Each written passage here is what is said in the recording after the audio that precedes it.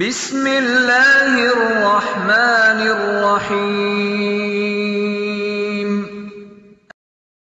A'udzu billahi minasyaitonir rajim. Bismillahirrahmanirrahim. Innal hamdalillah nahmaduhu wa nasta'inuhu wa nastaghfiruh wa na'udzu billahi min shururi anfusina wa sayyiati a'malina. May yahdihillahu fala mudilla lahu wa may yudlil fala hadiya lahu. Wa ashhadu an la ilaha illallah wahdahu la syarika lahu wa ashhadu anna Muhammadan abduhu wa rasuluh sallallahu alaihi wa ala alihi wa sahbihi wa man tabi'ahum bi ihsanin ila yaumiddin. Amma ba'd. Assalamualaikum warahmatullahi wabarakatuh. Ang lahat ng papuri at pasasalamat ay nauukol lamang sa dakilang tagapaglikha na si Allah subhanahu wa ta'ala. Sino man ang gabayan ni Allah subhanahu wa ta'ala ay walang sino man ang makapagliligaw sa Kanya. At kung sino man ang liligaw ni Allah subhanahu wa ta'ala, walang sino man ang makapaggagabay sa Kanya. Ako ay sumasaksi na walang ibang tunay na Diyos, Panginoon ng sangkatauhan, ang tagapaglikha na si Allah subhanahu wa ta'ala. At ako ay sumasaksi na si Propeta Muhammad sallallahu alaihi wasallam ay huling sugo at alipin ni Allah subhanahu wa ta'ala.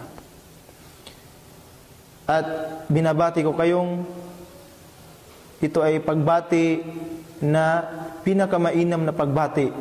At ito ang babatiin tayo ng mga malaika at ito ang gagamitin nila. Wasalamun alaikum ya ahlul jannah fadkhuluha bisalam. Sinabi niya, kapayapaan sa inyo mga may-ari ng paraiso, pasok kayo sa paraiso ng walang problema, mapayapa. Ang topic natin ngayon is patungkol sa pagtitimpi. Mga kapatid, sa pananampalatayang Islam, kailangan ng tao, kapag siya ay pupunta sa isang lugar, kailangan niya ng baon. Kailangan niya ng sandata, kailangan niya ng damit, kailangan niya ng kanyang mga gamit sa kanyang paglalakbay. At tayong mga Muslim, kailangan natin ang sandatang ito. Ang sandatang ito ay ang pagtitimpi, pagtitiis. Ito ang sandata natin. Kailangan na sa atin ito. Dahil pag wala sa isang tao ito, hindi tunay ang kanyang pananampalataya. Hindi tunay ang kanyang pananampalataya. Dahil kapag wala sa tao ito, sinabi ng mga ulama, ad-dinu kulluha sabar. As-sabar. Ang relihiyong Islam, ang kabuuan nito ay pagtitimpi. Pagtitimpi. Ang kabuuan ng Islam, ang lahat na nandito ay pagtitimpi. So kailangan natin ng sabar. Dahil ang sabar, ito ang ulo ng iman. Ra'sul iman, as-sabar. As-sabru huwa ra'sul iman. Ang pagtitimpi, pagtitiis ay ulo ng pananampalataya ng tao. Ulo ng pananampalataya ng tao, as-sabar. At ang sabar sa Islam ay nahati sa tatlong bahagi. Ito ang sabar ala ta'atillah, wa sabru ala ma'siyatillah, wa sabru ala bala, anil bala, wa sabru anil bala. Ang ibig sabihin ng sabar sa Islam ay may tatlong level. Unang-una, ito ang pagsasabar sa pagsunod kay Allah subhanahu wa ta'ala, pagsunod sa Kanya. Gigising ka ng madaling araw at malamig ang tubig, ikaw ay magwuwudu para lamang sa pagsunod kay Allah subhanahu wa ta'ala.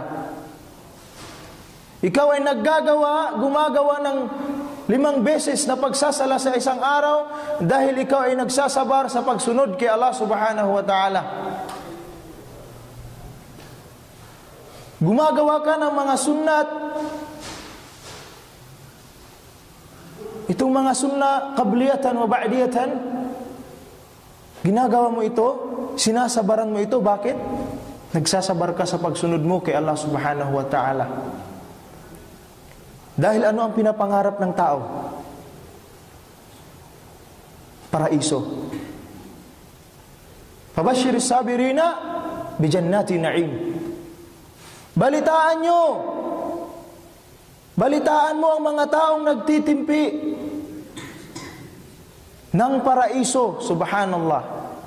Walang isa sa atin ang hindi gustong pumasok sa paraiso.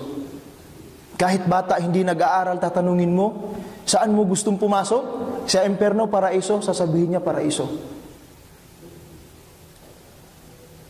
Nagsasabar tayo sa lahat ng mga ipinag-utos ni Allah subhanahu wa ta'ala. Pangalawa, nagsasabar tayo sa tuwing dumarating sa atin ang Ramadan. Nagsasabar tayo. Nagugutom. Nawawala ang ating mga lakas. Dahil, bakit? Nagsasabar tayo, nagtitimpi tayo sa pagsunod sa ating tagapaglikha. Pinapatunayan natin na totoo ang ating pagsaksi kay Allah subhanahu wa ta'ala. Kasi ang pagsyahada, pagsabi mo ng La ilaha illallah Muhammadar Rasulullah wa ashhadu an la ilaha illallah wa ashhadu anna Muhammadar Rasulullah, ang pagsabi mo ng La ilaha illallah, hindi lang sa bibig, mga kapatid. Hindi lang mula sa bibig. Bagkus ito ay mula sa puso at nilalabas ng bibig at ginagawa ng ating katawan. At dahil dito, sa pagsunod natin kay Allah subhanahu wa ta'ala, pinapatunayan natin na tayo totoo ang ating sinasabi, totoo ang ating pagsaksi. Dahil ang iman, wa huwa tasdiqun bil qalb wa amalun bi jawarih wa nutqun bil lisan. Dahil ang iman, ang paniniwala kay Allah subhanahu wa ta'ala, ito ay ang paniniwala na mula sa puso at ginagawa ng ating mga katawan at sinasambit ng ating mga dila. Ito ang tinatawag na iman. Ito ay nagpapatunay sa ating sinabi, sa ating pagsabi na La ilaha illallah. Kaya ang sabar, mga kapatid, sa pagsunod kay Allah subhanahu wa ta'ala, napakahalaga. Kapag nawala sa isang tao ang sabar, pagtitimpi, pagtitiis, subhanallah,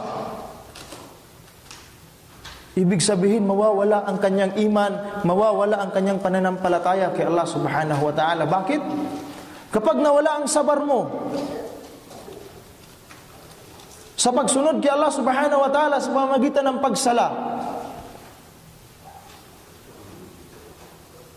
ano ang pagitan ng tao, ng mu'min at saka kafir? As-salah.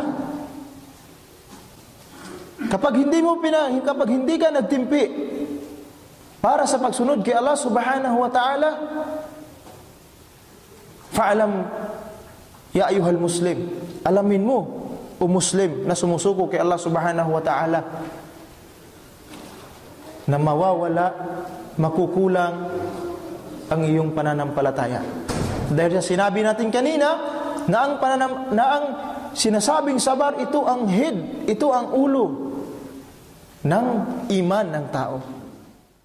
Bismillahirrahmanirrahim. A'udzu billahi minasy syaithanir rajim. Bismillahirrahmanirrahim. Innal hamdalillah nahmaduhu wa nasta'inuhu wa nastaghfiruh wa na'udzu billahi min shururi anfusina وسيئات أعمالنا من يهده الله فلا مضل له ومن يضلل فلا هادي له وأشهد أن لا إله إلا الله وحده لا شريك له وأشهد أن محمدا عبده ورسوله صلى الله عليه وعلى آله وصحبه ومن تبعهم بإحسان إلى يوم الدين أما بعد السلام عليكم ورحمة الله وبركاته. Dahil ang iman ay mayroong bahagi, mayroong mga bahagi ang iman, at ang mababang iman, ito yung pagkuha mo ng mga shawk sa tarik, yung nakapipinsala sa tao kapag dumadaan siya sa daan. Yun yung pinakamababa na iman. At ang pagiging mahiyain, ito ay kabilang sa sabar. Pero ang ibig sabihin ng mahiyain dito, hindi ka pwedeng mahiya kung patungkol sa relihiyon. Yung dapat mong kahiyaan, dapat kang mahiya sa mga gawain na kasuklam-suklam kay Allah subhanahu wa ta'ala. Nagsasabar tayo sa pagsunod kay Allah subhanahu wa ta'ala tuwing Ramadan. Inaalay natin ang ating mga lakas. Nagfa-fasting tayo para sa pagsunod kay Allah subhanahu wa ta'ala. At sa ating mga pera, ginagastos natin ito, nilalabas natin nito ang mga zakat, ang mga charity. Dahil bakit? Sa pagsunod kay Allah subhanahu wa ta'ala. Ito yung unang sabar na dapat nasa atin na mga mu'min. Dahil kapag mawala ang sabar sa mu'min, subhanallah, baka ito ang dahilan na siya ay magmumurtad, mawawala siya sa relihiyon. Dahil bakit? Hindi na siya nakapagsabar. Hindi na siya nakapagsabar.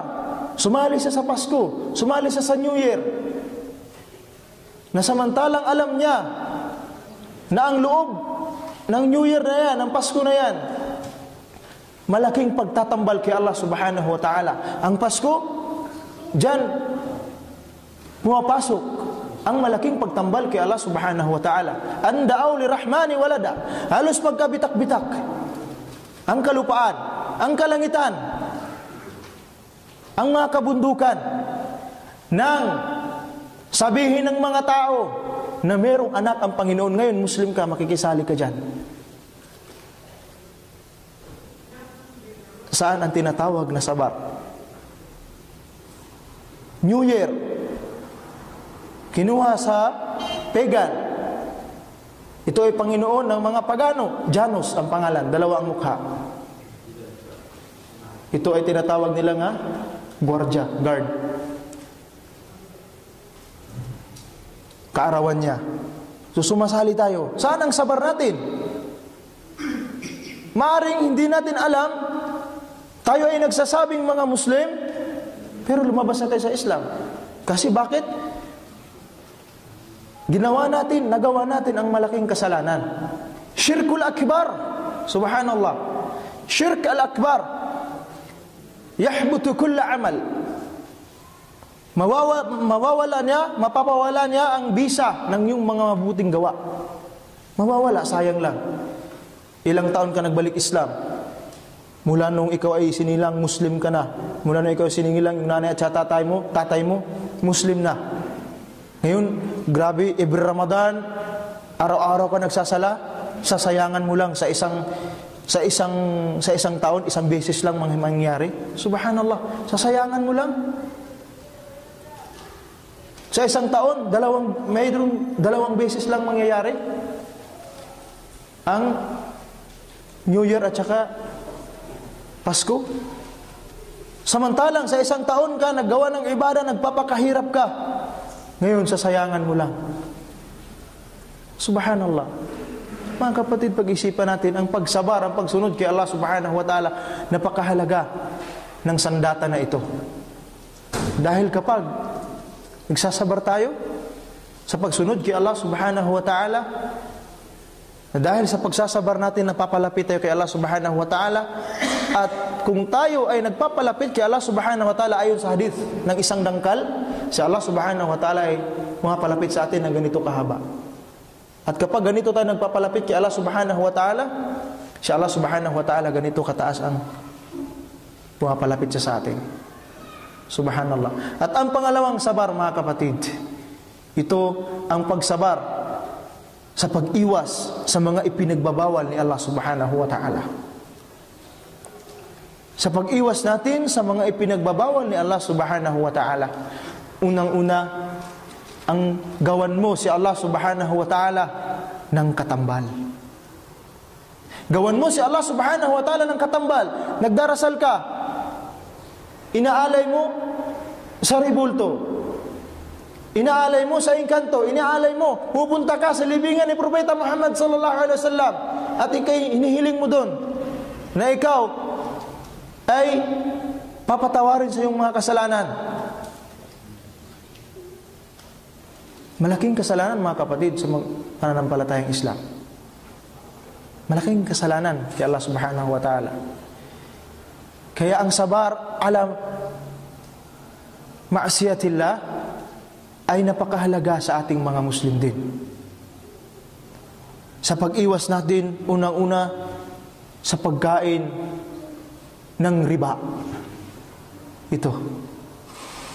Mga ma'siya ito, mga malalaking kasalanan.